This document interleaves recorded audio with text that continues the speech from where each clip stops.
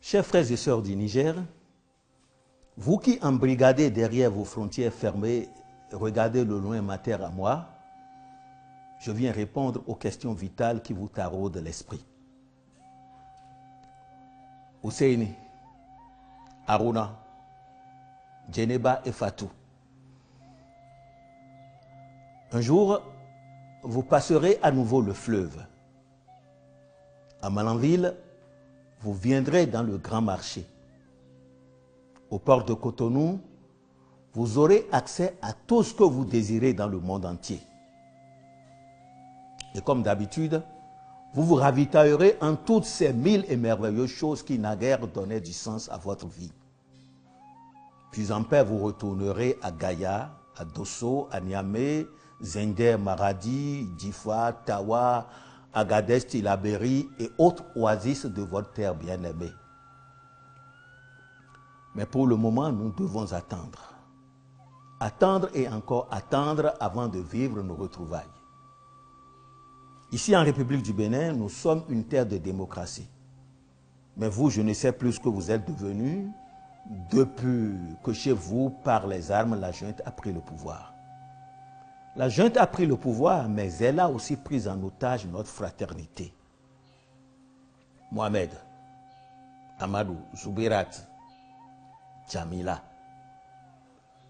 La terre africaine a des réalités qui, à travers le temps et même les âges, se confirment, se vérifient. Quand de votre terre a surgi le pétrole, je me suis dit, voici enfin l'eau dont se serviront mes frères et sœurs du Niger pour faire pousser des fleurs dans leur désert. Mais rapidement, une voix connaisseuse d'Afrique m'a dit, ce pétrole nigérien attisera l'attention des militaires. Attention, de force, ils s'empareront de la terre à tous les Nigériens et en feront leur chasse gardée. Et aujourd'hui, ça n'a pas loupé.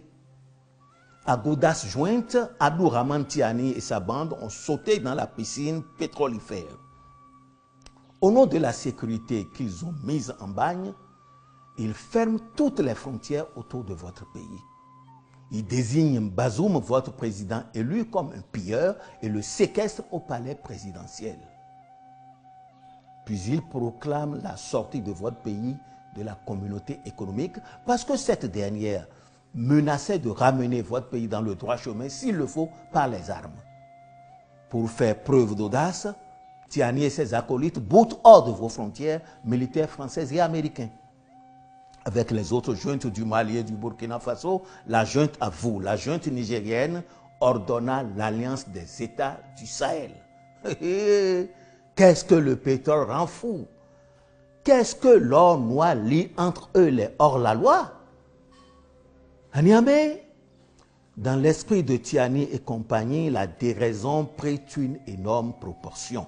Surtout qu'entre-temps, la communauté économique, sous la houlette de Tinubu, le président nigérian, s'était dégonflée et avait envoyé aux calendes grecques ses envies menaces de libérer Bazoum et de rétablir l'ordre constitutionnel au Niger. Bardé de sa folie, Tiani bomba le torse et monta sur son piédestal. Du regard, il balaya l'horizon, vit la terre du Nigeria dans son immensité et se rendit compte de l'indispensabilité de son électricité à son peuple, au peuple nigérien. Humblement, Tiani ordonna que toutes ses frontières soient ouvertes avec le Nigeria et que toutes avec le Bénin restent fermées. Même s'il y a longtemps que le Bénin avait ouvert les siennes en direction du Niger.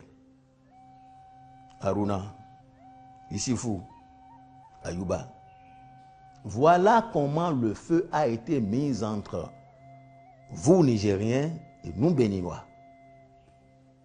Pour nous, nous de la terre bénie, acte a été pris de votre décision. Désormais, par terre, plus aucun bien de chez vous ne peut venir chez nous. Mais c'est mal connaître les faussaires qui sur votre terre règnent. Ignorant tout de la terre, tout des frontières, tout de leur animosité déclarée, tels des bandits et contrebandiers, de votre terre jusqu'à notre mer, Tiani et compagnie se mirent en toute clandestinité à faire couler votre pétrole. De votre pays jusqu'à mon pays à moi, sans en dire quelque chose à vous-mêmes les propriétaires, ni à nous-mêmes les transitaires. Si ce n'est le mouvement des destinataires chinois qui nous a mis la puce à l'oreille, vous et nous n'aurions rien su. Et tout votre pétrole vous aurait été siphonné. Voilà à qui nous avons affaire. Des gens sans scrupules, des gendarmes qui n'ont aucun respect pour leur propre parole donnée. Mais comme ici, en terre bénie, nous ne composons plus avec ce banditisme, ce gangsterisme au sommet de l'État, nous avons crié haro sur le baudet. À Niamey, Tiani et ses acolytes se sont mis à délirer, à déblatérer. C'est eux qui savent comment notre pays sert de base à l'armée française.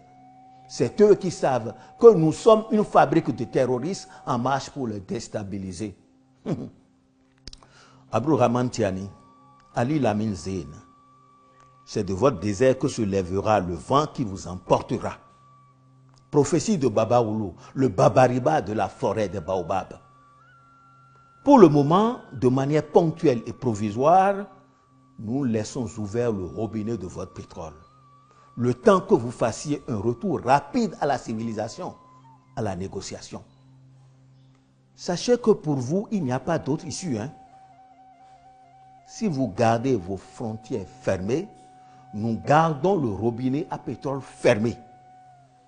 Avec de votre côté la fermeture de vos frontières et de notre côté la fermeture de notre robinet, chaque jour nous perdons comme dividende 20 millions de francs CFA et vous, vous perdez 2 milliards. Qu'allez-vous dire pendant ce temps aux Chinois sur votre incapacité de payer les intérêts que génère déjà le lourd prêt qu'ils vous ont fait sur la vente de votre pétrole? Calculez ça. Rendez-vous compte et revenez-moi.